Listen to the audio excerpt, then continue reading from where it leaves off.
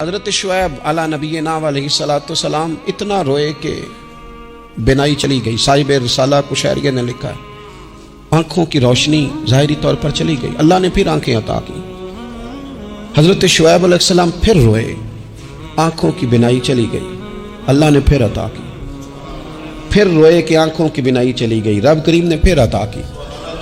پھر ایک دن پوچھا مالک نے، کریم ہے نا جب چاہے پوچھے، بے نیاز ہے نا جب چاہے نہ پوچھے۔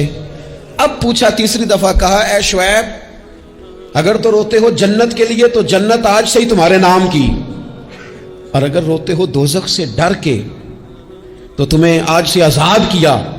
سارا کچھ جانتا ہے رب، پر پوچھتا ہے بتاؤ نا روتے کیوں ہو؟ خدا بندے سے خود پوچھے روتے کیوں ہو، بتاؤ نا۔